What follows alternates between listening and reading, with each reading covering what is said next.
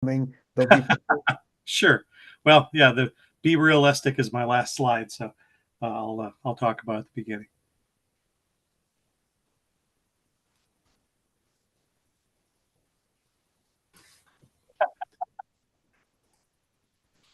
All right, I think we're ready to go, Bill. Welcome everybody to the fourth of the series of 6 workshops for the Young Innovators Workshops, excuse me, hosted by Bill Murray from the 12 Ronnies. Bill, it's all yours. Thank you. This week, the subject is, let me get share the screen real quick here. There it is, can you see it? Nope. No. Share. But I know what it is. Share. There you go, it's coming. Excellent. Okay. Is securing funding and resources. So this is the one that just about everybody's interested. How do I get funding for my startup or my business or my nonprofit, whatever it is? And this is the one with the most disappointment because people come to learn some magic way that they're going to get funding from some magic source out of the blue. And the short answer is that doesn't happen. Because most people are looking for funding at the wrong time. They're looking for funding right away. I've got this idea. I need to get some funding. And the unfortunate truth is that no one is going to give you money to test to see if you have a good idea or not. And that's the thing that you have to do yourself. But the fun thing is we've already talked about how to do that the first 3 weeks, about how to figure out which ideas are best. And so today we'll talk about once you've got that idea validated, how to get yourself ready for some type of investment. So we'll cover that. But I'd love to hear about Zizou and Sophia, and who else we have? We've got somebody else here too. And Jesse is here, and Ruth is here. Sophia, your mic's off. Do you want to just tell us real quickly about yourself? You got 30 seconds or less. Kind of give us your elevator pitch, who you are, and what you're out there trying to do, and what makes it special. Yes, definitely. So my name's Sophia. I'm located here in Boston. I'm a co-founder and vice president of Novasta. We are a national organization, and we have a dual mission of alleviating food waste and security, as well as advocating for policy change and legislation. And we also aim to educate youth on the consequences and causes of food waste and insecurity. We partner with restaurants and shelters to donate excess food from those restaurants to the shelters. And we also spread our mission via our social media, such as our Instagram and website. And we are hosting an informational webinar this summer. And we hope to have a lot of guest speakers and students attend from around the nation. Fantastic. Ruth, let's hear about you. I'm actually part of the same organization. I'm a co-founder of Novasta as well, and I think Sophia gave a pretty cohesive summary of what we do, but I can go a little bit into depth on our policy and advocacy mission as well. So Novasta really does aim to educate more youth and also more restaurants that we're partnering with about existing legislation, and also push for other new legislation that can incentivize these restaurants to donate their food in the long term. A lot of food waste is accumulated across the nation and across the world, so we've been quickly expanding, and right now we're at around 2,000 meals donated across the nation in 10 different chapters, and we really hope that number increases these next coming months and throughout the year as well. Great, thank you. Sailesh, can you tell us a little bit about yourself and what you're up to that's inspiring these days? Well, hi, my name is Sanjay, actually. Oh, sorry, it says Salish on the screen there. Sorry. Really? Yeah. Oh, yeah, you're Sanjay. Yeah, sorry. Your picture was small. I remember you from last week. Yeah. You were in the car last week. Yeah. Tell us about what you're doing. So I'm actually trying to help solve a problem which my brother has, is called cerebral palsy. And basically, I'm just trying to help other people who have the same problem as well. Great, thank you. Jesse, are you there? Yeah, I'm here. Sorry, it's a little early here. So basically, I'm part of this organization called Letters to My Heritage, and then I'm based in the greater Seattle area. My co-founder and I were trying to kind of create a positive community where immigrant students, mostly high school students, can share, I guess, their stories and their experiences moving here to the US because there's a lot of immigrant students in the Seattle area. And then we're also trying to help these immigrant students with college and career resources. For example, right now we're planning a networking fair for summer internships and programs. It's going to take place around the end of February, and we're going to have local businesses and startups join us and kind of share these resources and opportunities with the high school immigrant students, so then they can sign up for these opportunities for the summer. But yeah, that's kind of what we do. Great, thank you. Saanvi?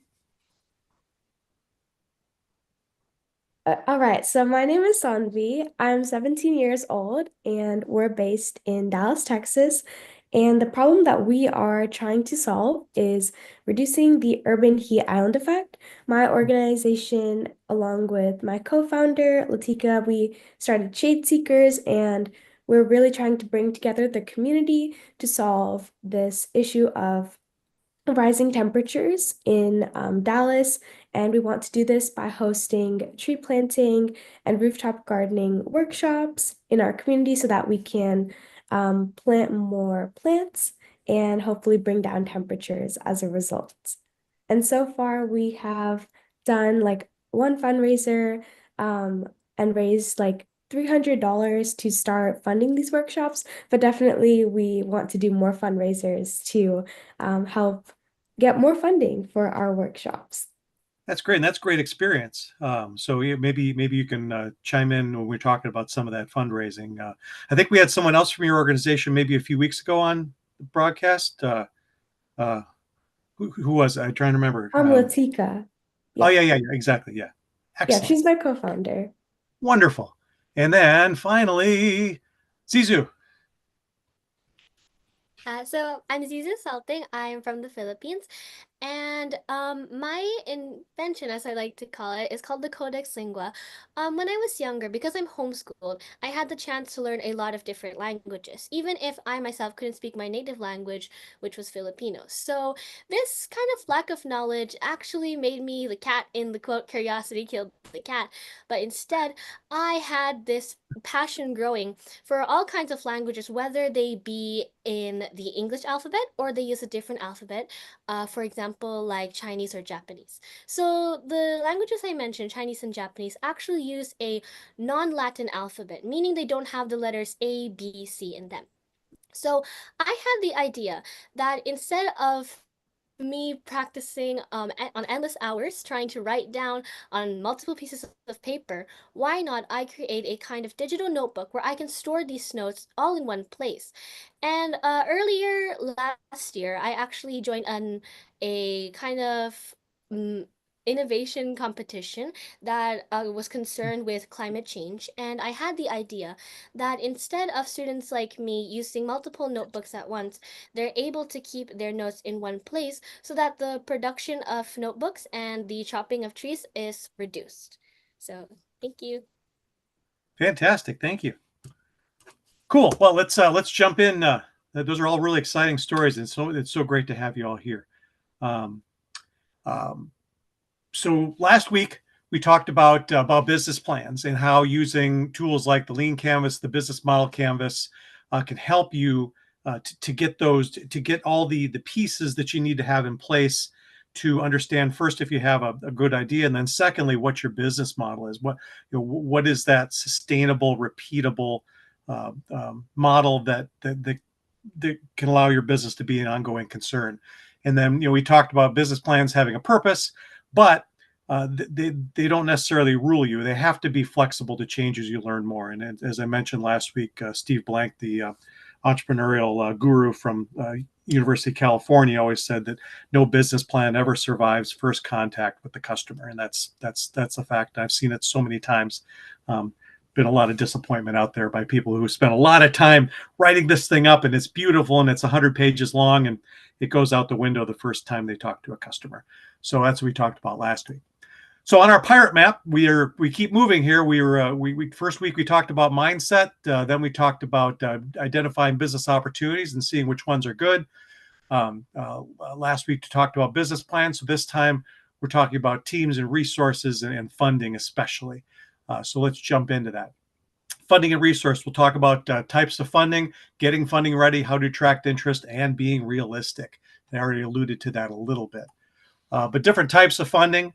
Sanvi, you've experienced a little bit of funding already. Getting out there and talking to customers.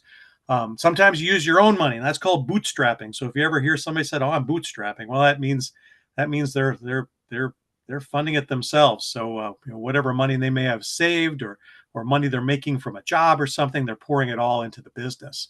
And that's kind of the most organic way to start a business. And it's when it's your own money, it's amazing how you make decisions as opposed with other people's money. It's kind of like if you get money from your parents or if you use your own money, you work a little bit differently. I remember when my kids were younger, they said, "Hey, let's go out to a restaurant." I said, "Great, you buy." And they said, "Well, maybe we won't." I said, "Well, why'd you want to go when it was my money?" "Well, that's because it was your money, not mine." So it's all relative, right? Wherever the money comes, how valuable it is to you and what you're willing to do with it. Second type of funding, friends and family. And that's a great type of funding if you like lots of awkwardness at the next family gathering. Because when people lend you money in your family, maybe your siblings or your parents or your aunts or uncles, somebody else, they're going to want to know often how their investment is doing. And if your business isn't going well, that can be kind of a difficult conversation. There are also lots of grants out there. Have any of you gotten involved in any sort of opportunities? Let's see, Zizu, you were in a competition, in an entrepreneur competition. Was there like a prize for the winner, maybe money or a resource or something like that? Yes, I was directed to more people who were willing to help me and my team with our project. So the prize was sort of access to people that's fantastic. So there's a lot of stuff like that out there. There are competitions sometimes. Or you just write a proposal, like a grant proposal, and you submit it. Sometimes it's like a pitch competition. The grants, a lot of the grants come from governments of various kinds. So you may have a state or a regional or a national government that has different opportunities. Sometimes they're specifically for young entrepreneurs, or they might be for anybody. I'll give you a tip. It's okay to compete against adults, and don't worry, you might beat a lot of them. So don't be afraid of a competition just because there are a lot of adults involved. From what I've heard from all of you, you do just fine in any one of those competitions. But there are lots of entrepreneurship competitions, pitch competitions. Even sometimes the only opportunity there is just to get better at your pitch. You get to be in front of people that'll give you free feedback. That's a resource. That's an important resource. To let somebody else hear about what you're doing and to ask you the questions that maybe you were either unable or unwilling to ask yourself. Crowdfunding is another exciting one out there. You got the Kickstarters and the GoFundMe's of the world. You don't need to have a finished product for those places to be able to raise funds. In fact, most of those products that you see there don't even exist yet. They may just be a drawing of the product or a photograph of a product that doesn't even exist. And then if they can raise a certain amount of money, then they'll actually go out and produce it. And then kind of out there in the adult world, especially, you've got what's called venture capitalists, and these are companies that take money from various people and they invest it in entrepreneurs, just like they might invest it in the stock market or in bonds or in other types of investments. And so they're very much looking for a return, an investment return on any money they give to a startup. And then there are angel investors. Angel investors, a little bit like venture capital companies, except their expectations aren't as big. And a lot of times their money is maybe looking for nonprofits or other types of organizations, like some of the ones that you all have been describing here, that are maybe for the good of a community or certain types of people. They still want to see a return, but they want to see a return because they want the money that they're giving out to have the maximum impact, as opposed to returning benefits for investors. Next one. But before we get any funding, we got to hold on. Sanvi, before you went out and raised money for your organization, you probably had a message, and you had some things that you could show people why it would be a good idea to give you money. Maybe tell us about that. Like, how did you convince people to give you that $300 that you made? Yeah, so during like our fundraiser, we went to like our local park and everyone who stopped by like our stand, we just told them about our organization, Shade Seekers, and our like goal for starting these workshops and why we needed the money to actually start them. So we could like convince them or show them like why we need the money, but also like how they can create an impact with their money. So they gave you money because why do you think they gave you money? I think we were also selling like arts and crafts, like as like because it was an art sale for our fundraiser. So maybe they liked our like arts and crafts, but it also could be that they liked our organization's mission and like our goal of these workshops as well. Excellent. Sound like you had a good pitch. The $300 is a lot to make from an art sale. That's a lot of money. Thank you. Is anybody else, Sophia or Zizu, Sanjay, Ruth, anybody, or Jesse, anybody else done any fundraising like that so far that you want to share? We've done something somewhat similar. Our school allows us to host bake sales. Different clubs and organizations can host bake sales after school. So last spring we did one and we raised about $220 or $230. And we're also doing one this coming Monday as well. So kind of like Sanvi, when people come to your bake sale, do you have like some pictures up or something? Do you have something to kind of explain people, hey, you're not just buying bread from us, you're helping something? I think that's definitely something we'll do this time. Everybody whenever someone would come to our stand, we would explain who we are and what we are. But I think having some pictures or flyers would be a good idea this time. It's just bake sales are so normalized at our school. Most people really just want the food. So that was what it was like in our case. But I think in the future, really like communicating our mission would be good. Excellent. Yeah, that's going to be a great practice for you too. So think about it, as I was kind of introducing before, would someone want to risk their money on your venture? Why would someone want to? And this is where it helps to start to develop sales skills. The skills that salespeople have, where you convince someone that didn't wake up this morning wanting to buy your product or service or give you money, but after they hear what it is that you're doing, all of a sudden they want to. So it's important to have a validated idea, for there to be a problem that you're solving and a very clear customer that you're trying to solve it for, because that becomes part of this kind of pitch that you make. And as you're talking to these potential donors, lenders, investors, you have to be able to be very clear about what it is that you're doing and why it's important. Now, in some cases, do you have paying customers? Now, paying customers, depending on the kind of thing you're doing, may not be people that are buying something directly from you, but do you have people that you are helping and are impacting as a result, and you can show the impact of what you're doing for them? Do you have a business model? Again, business stuff we were talking about last week. Do you have a way of running this endeavor, whether it's a for-profit business or a non-for-profit? Do you have a way of operating this business that allows it to continue day after day? You don't have to restart it every morning. So those are important for people to understand too, because if they're going to give you money, they want to make sure that you're still going to be around to be able to use it, and it's going to be used in a way that makes sense. So how do you get your self-investment ready? And that's the biggest thing. Some of you got to meet Simon last week from the 12 Ronnies in the UK. And he and I have been talking with people for the last couple of years as part of that organization. And a lot of them come to us and say, I need funding. we'll say, great, tell us about, tell us how many customers you have. Tell them about the thing that you've built and about your business model.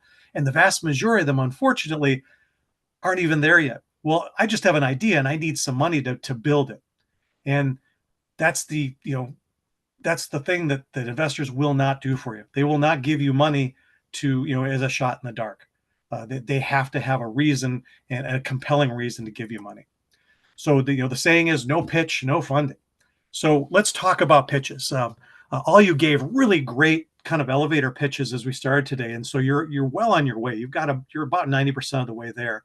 When we talk about a pitch in sort of the startup realm, pitches run, the really good ones are less than 5 or 6 minutes, and they are a story.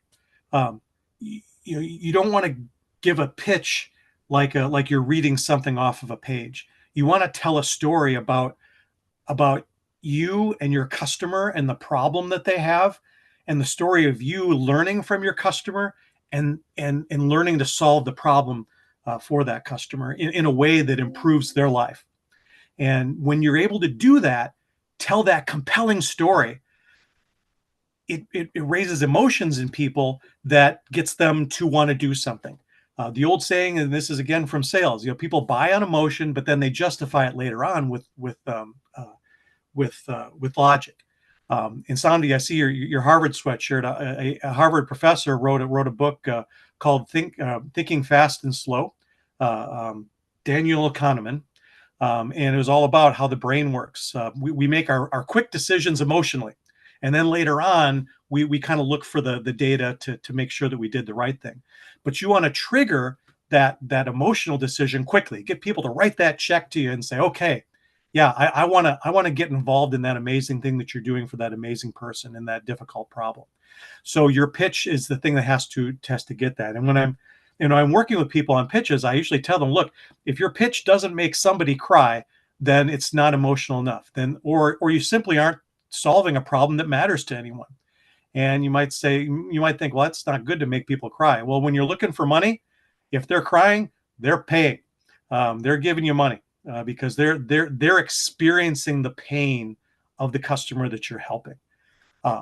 So when you're building this pitch, number one, right away on the first slide, the problem you're solving, for whom, why it's important, and what you're, oh my gosh, I can't believe I spelled your wrong. That's like my biggest pet peeve. I'm sorry, I'm going to fix that.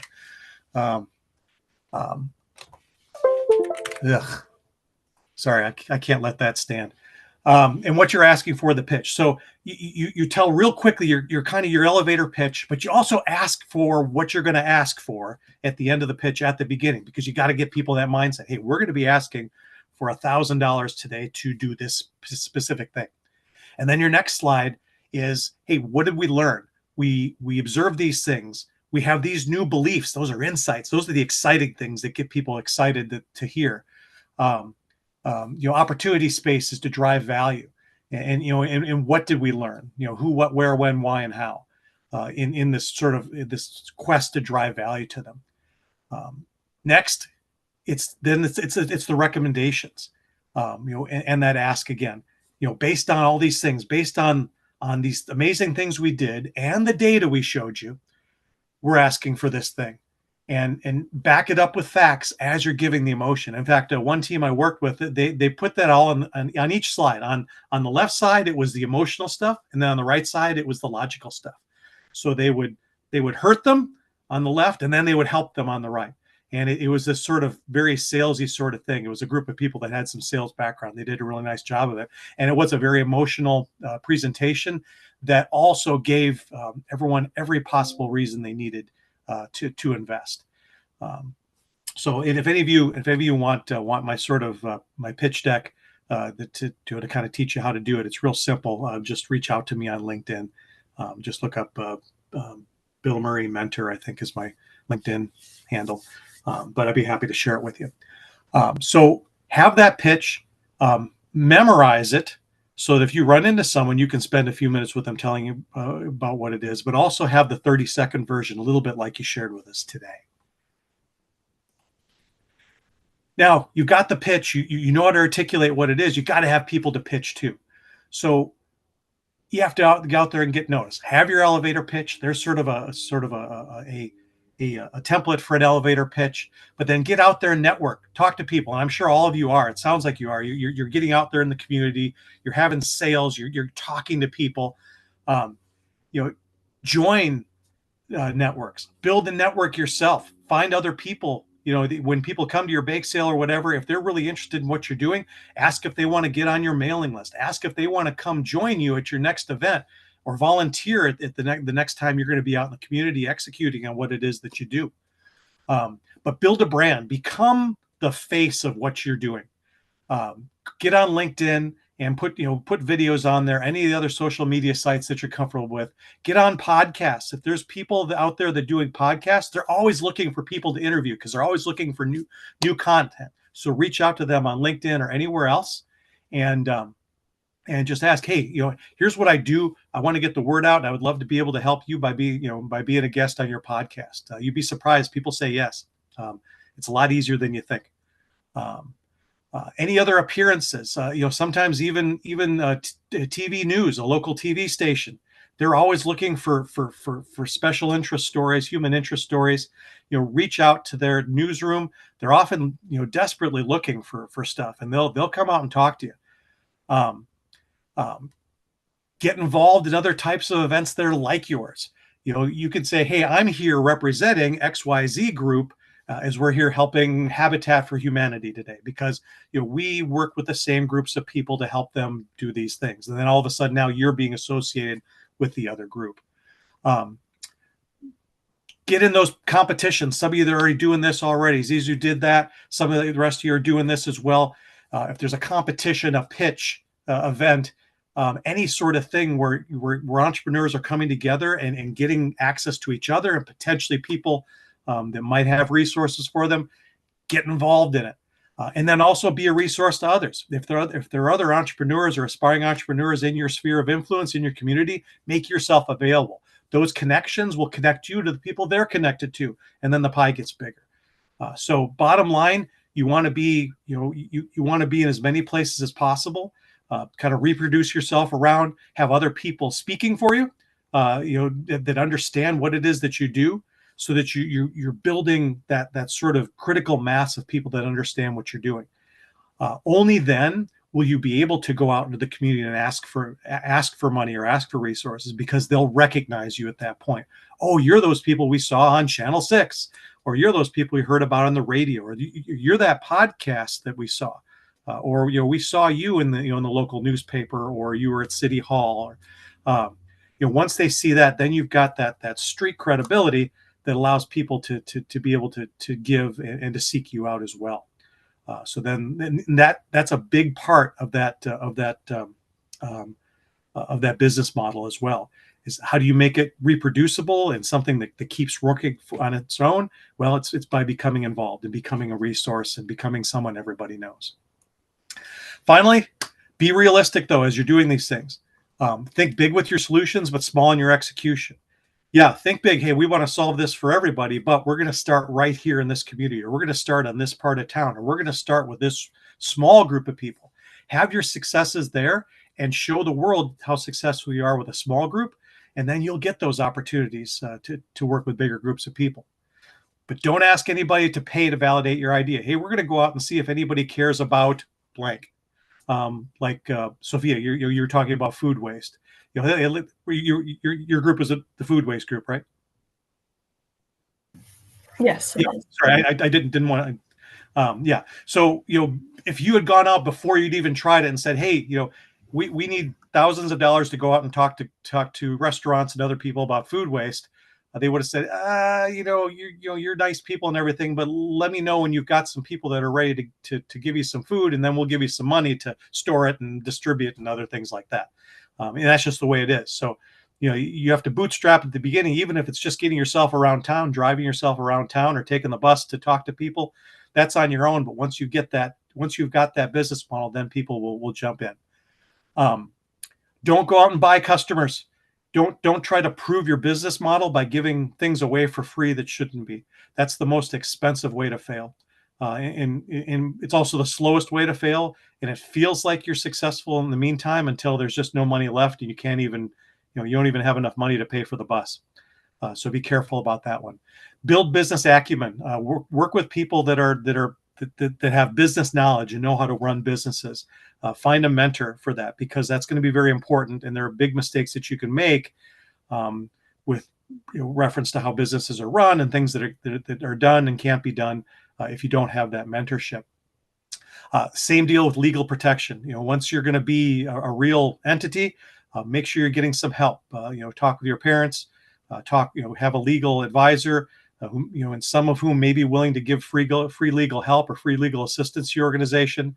But you don't want to go out and be doing stuff that might put you at risk of if something went wrong, that someone could cause you problems from a legal standpoint. And then this one's kind of a big one as well. Ones that we saw with a lot of people, in 12 Ronnies, it's sometimes is they, they're very concerned that people are going to steal their idea, and then they're going to be left with nothing, and they're going to, this big opportunity will go away. That really doesn't happen. Even if you go out and get a patent or anything, whatever for your ideas, people will still steal your idea anyway. So the game is, don't worry about the value of your intellectual property. Sure, get a patent if you want to, but don't spend a lot of time on that, because the time that you spend doing that is time other people will find your idea and then go out and maybe do a better job of it than you. What you want to optimize for is speed. If you've got a great idea, get out there and tell the world about it as you're going out there and rushing as fast as you can and getting as many people with you to execute it and getting it going. Because what will be the real value is you and your team and how great you are at executing on the idea, not the idea itself. And there are very few new ideas in the world anyway. So, if you think you have something new, it might be kind of new or new to you or new to your area, but it probably isn't new to the world. So, but what is new to the world is how amazing you are, and how amazing your team is, and what you're able to do in your community, and how you're going to be able to get there faster than anybody else. So optimize for that. Don't worry about people stealing your idea. That's flattery, and flattery is the greatest compliment you can, or your imitation is the greatest flattery or compliment that you can get. You go out there and be the best you and team you can. And really, that's what people invest in the end anyway. Venture capital companies, they don't actually look at what a startup is building. They look at who a startup is comprised of, the people, because they know products will come and go and ideas might not be the best. But this team, once they get the good idea, they're going to have the next billion-dollar idea. So they invest in the team, not the idea. And that's the same thing you want to do. You want to invest in your team. Because the thing you're doing now may not be the thing you ultimately end up doing a year or 5 years from now. So it's the team that matters, and having great people around you is how you start doing that. That's my pitch. What questions y'all have, or comments, please, and experiences you want to share? Bill, could you? Oh, good. That was it. Thank you. I love this subject. So bootstrapping is a good word for what both Jake and I have been doing with our organizations for a while. And it's nice that there's an actual name to it, other than, wow, we've just kind of been paying for it as we go. So, and I love the idea that you talked about joining other groups that maybe don't even have anything to do with what you're doing. But I think not only are you helping spread the word that way, but you're also in a position where you're meeting other people who could potentially be your volunteers in the future. Absolutely. Or have experiences that could benefit you or could be advisors. So, and yeah, and for you and Jake, I think the word is extreme bootstrapping. So, yeah. Well, we don't do anything halfway, All the way. You do a great job of it. I couldn't be more impressed. Rest of the gang, anything you want to share with the experiences you've had so far of trying to build that critical mass of support?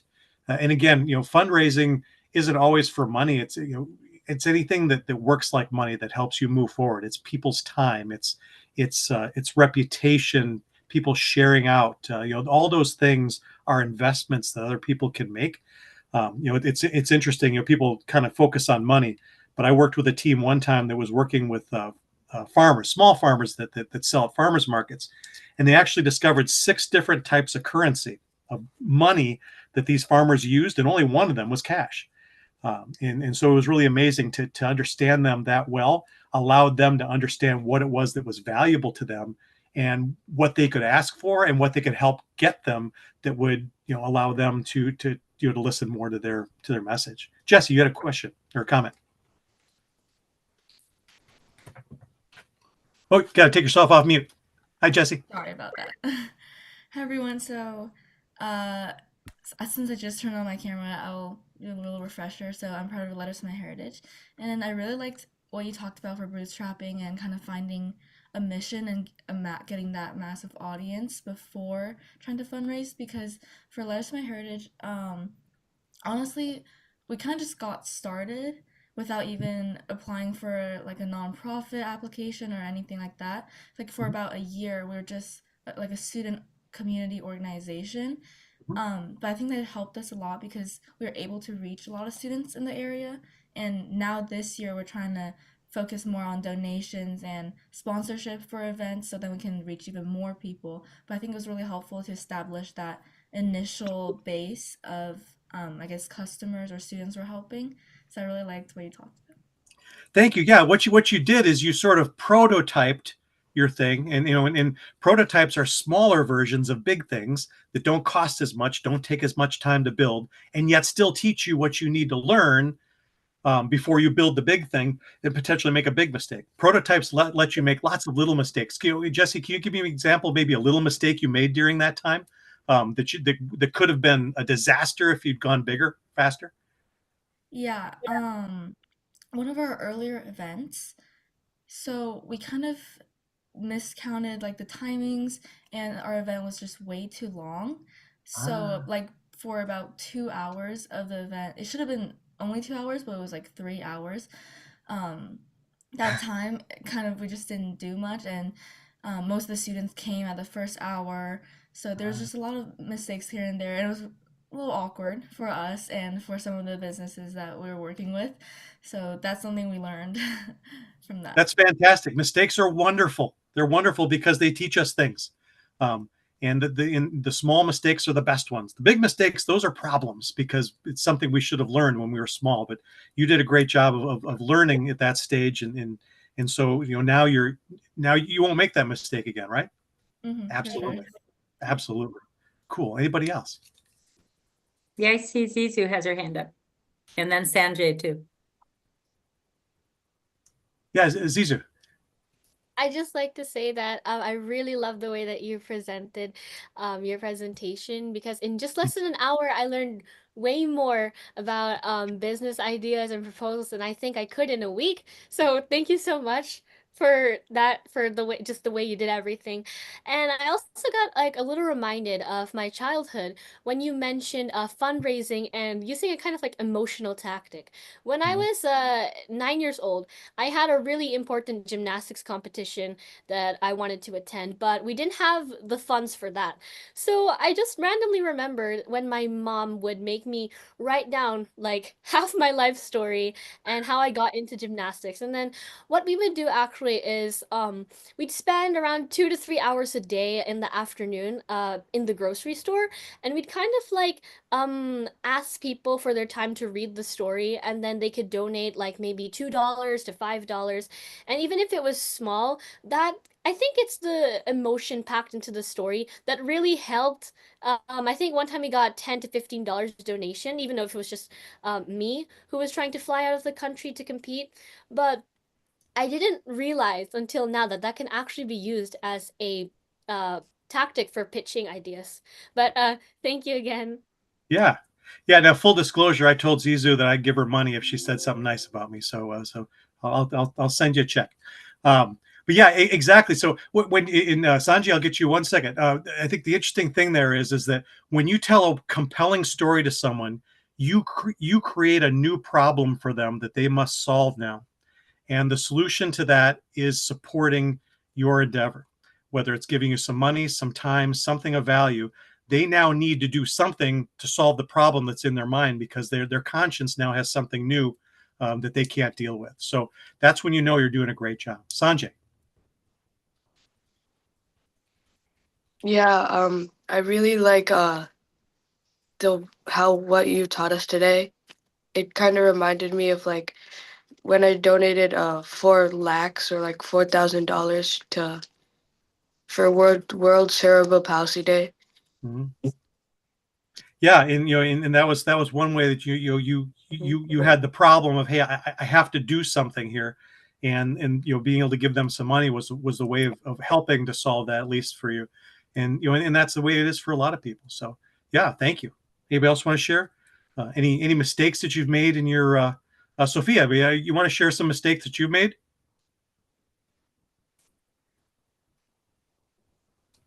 Maybe early on as you were doing your as you were trying to understand how to go about the food in your food waste endeavor. Y- Oop, losing you. Sorry. yes, I think something. Sorry, I'm having some internet. Can you hear me? Yeah, you're good now. Thank you. Okay. All right. Thank you. Yes, I think something that we struggled with in the beginning, maybe not necessarily a mistake, but something that ended up being a challenge was having certain members that were part of our organization. And I guess it was a mistake in terms of letting them on, but they weren't very like-minded, I suppose, as they didn't value our mission as much as we did, and allowing them to stay on our board and stay within our organization when they weren't prioritizing making an impact, because that I feel slowed us down and did consume a lot of time and energy, when we could have been working more towards connecting with like-minded youth who would really want to make an impact within our organization. That's tremendous because yeah, now because so as a result now you probably have kind of ways of feeling people out a little bit better and understanding their commitment. Is that right, or how do you deal with that now to avoid doing that again? I think I can speak on that a little bit. Yeah, please do. So Thank you. first of all, I just want to say thank you for a great workshop. I learned a lot about funding and securing resources. That's definitely something that our organization has been trying to do, and you provide a lot of valuable insight. So, in terms of letting people on now, we have interviews. It's a bit time consuming, but we do have an interview to see, like, for people that are trying to join our board and then people that are trying to start chapters. We have another meeting with them in order to make sure that they have all the resources and they're actually dedicated. And then we also implemented a 1 month trial period. So if people aren't, yeah, so if people aren't showing actual consistency and proactivity within their community, yeah, they're out. We boot them out. Excellent. Hey, that's fantastic. These learnings are great, especially early on, because when at the early stages they're cheap. Later on, they're expensive, and they can even they can even be the end of your organization if it's something that you should have learned a long time ago. Julie, I don't want to keep us longer than we were supposed to. We had some great participation today. Thank you all so much. Really love hearing about what you're doing. Please connect with me on LinkedIn. Love to hear more about what you're doing and be able to support you however I can. Nope, Julie, you're muted. I was seeing who could read lips, and apparently you can't, Bill. So there we I can go. what? Oh, yeah. Can't read lips. No. Next week is developing your product or service, and I think that every single person on this call today could benefit from that discussion. So I look forward to seeing anybody who can come next week to come and join us again next week. And thanks for joining us today. Have a great Thank you. rest of your weekend. Thank you. Thank you so much. Thanks so much. Thank This you was so so much.